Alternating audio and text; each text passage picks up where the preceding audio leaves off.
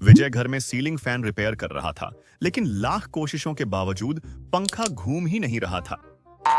यार मोटर में फेज और न्यूट्रल सभी दे दिया पर पंखा घूम ही नहीं रहा। पता नहीं क्या दिक्कत है। तभी आरव कमरे में आता है और उसने देखा कि पंखे का कैपेसिटर तो जमीन पर ही पड़ा है। भैया, आपने कैपेसिटर जोड़ ही नहीं रखा है, इसी वजह से फैन नहीं घूम रहा। लेकिन ये कैपेसिटर जरूरी क्यों होता है? आरव समझाने ही लगता है, तभी विजय बोलता है, पर खेत में जो 3 फेज सबमर्सिबल पंप है उसमें तो कोई कैपेसिटर नहीं है, फिर वो कैसे चल जाता है? आरव कंफ्यूज हो जाता है। ये बात तो मैंने सोची ही नहीं। कल इलेक्ट्रिकल की क्लास में सर से जरूर पूछूंगा। आरव प्रोफेसर सुहेल से क्लास में मिलता है। सर, एक सवाल था, कैपेसिटर सिर्फ सिंगल फेज मोटर में ही क्यों लगाते हैं, 3 फेज मोटर में क्यों नहीं?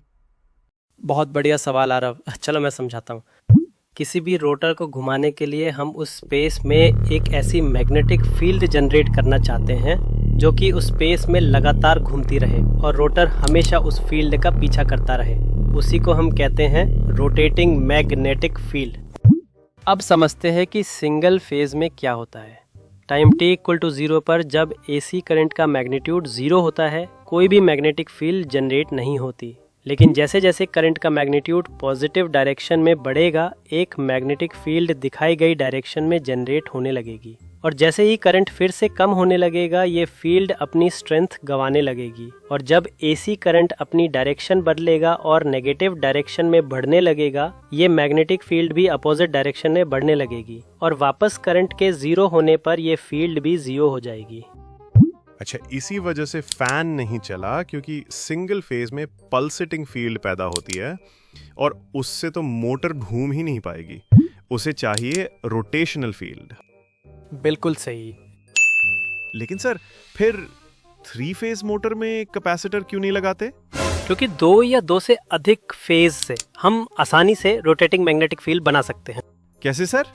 चलिए इसे 3 फेज के एग्जाम्पल से समझते हैं। यहाँ 2 बातों का ध्यान रखना है। पहला, मोटर की जो तीनों वाइंडिंग्स हैं उन्हें हमें एक 120 डिग्री स्पेस डिस्प्लेसमेंट देना है और दूसरा, अब इस डिस्प्लेस्ड वाइंडिंग को हम 3 अलग अलग फेजेस से एक्साइट करेंगे जो कि टाइम के रिस्पेक्ट में 120 डिग्री डिस्प्लेस्ड होंगी। हर वाइंडिंग्स अपनी एक्सिस में एक पल्सेटिंग फील्ड बनाती है और उन तीनों का वेक्टर सम एक रोटेटिंग मैग्नेटिक फील्ड बनाता है और इस फील्ड की स्पीड होती है ns = 120 f/p। बहुत बढ़िया सर, अब मुझे समझ आ गया कि सिंगल फेज में कैपेसिटर क्यों लगाते हैं। कैपेसिटर हमने इसीलिए लगाया ताकि दोनों वाइंडिंग्स में फेज डिस्प्लेसमेंट मिल जाए। लेकिन सर, एग्जाम में क्या हमें पूरी एनिमेशन दिखानी होगी? नहीं यार, एग्जाम में तुम्हें किसी भी 2 या 3 एंगल के रिजल्टेंट रोटेटिंग मैग्नेटिक फील्ड की स्ट्रेंथ और डायरेक्शन कैलकुलेट करनी है। चलिए अब हम इन तीनों फ्लक्स की इक्वेशन को लिख देते हैं और यहाँ दिखाई गई फ्लक्स की डायरेक्शन को पॉजिटिव मान लेते हैं। अब थीटा इज इक्वल टू 0 के लिए इक्वेशन में रख के हम तीनों फ्लक्स के मैग्नीट्यूड निकाल लेंगे। यहाँ पर फ्लक्स φ1 की वैल्यू 0 आएगी, φ2 की वैल्यू -√3/2 और φ3 की वैल्यू √3/2 आएगी।